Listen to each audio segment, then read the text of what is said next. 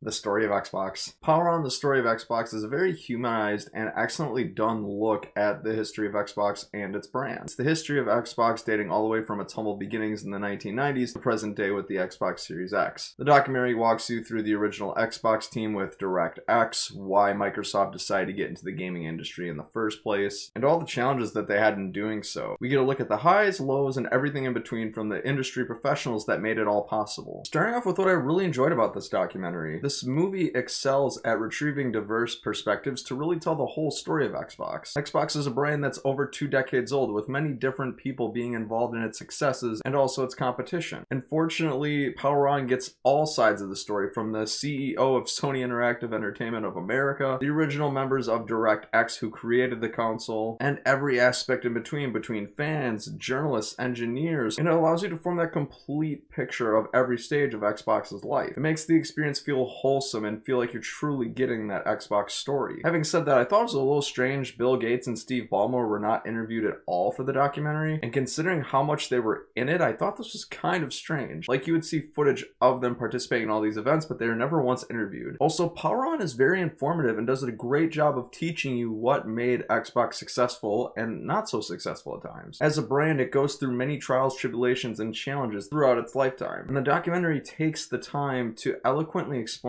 what exactly is going on, how they remediate these things, how these things came about, and they do so in a way that's easily digestible by just about every audience. For most of this documentary, they'll explain some complex things, but you won't feel lost at all. It's kind of amazing. And there's only one episode in particular that kind of drifts away from this claim in the fact that they try to explain some hardware things. They get a little bit into the weeds, and it actually even lost me at a couple points, even as a technical person, but that's really the only gripe I had with it. But by the end of the documentary, I understood all of the rationale, triumphs, and falls of the Xbox brand and understood them pretty deeply. It fulfilled my curiosity and fueled my passion for the brand as a fan of it. And lastly, this documentary excels at highlighting the brand's best moments. You really feel some nostalgia when it goes through each milestone that Xbox had, because it likely has a good memory in your brain. This comes from the legendary games that were created for the platform, the mishaps that it went through, including the very first E3 to the Red Ring of Death, and each of the console launches that they had. And each big moment in the brand's history is handled with care, and it allows you to kind of immerse yourself in that experience as if you're there firsthand. And that's because plenty of people who were there and had that firsthand experience were interviewed and were able to share that with us. And it was a real treat to hear all their perspectives. Now, what did I not like so much about the documentary? I'd say the weakest part of Power On is its pacing. The first 3 episodes feel like a gradual build-up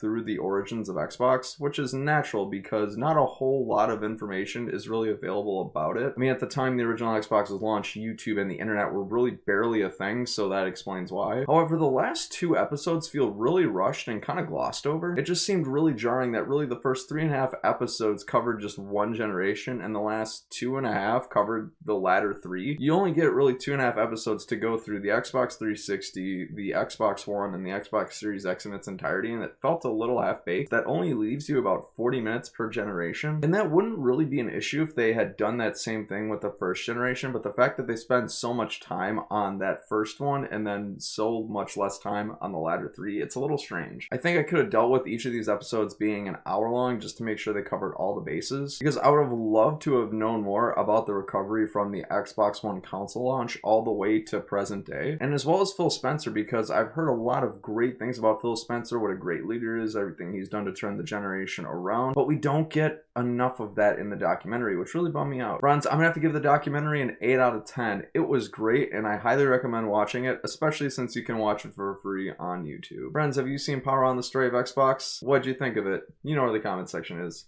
Let me know. Thanks so much for watching another Bankrupt Hippo movie review. If you like this, click right here if you'd like to see more. I've been Bryson. Until next time, have a great day.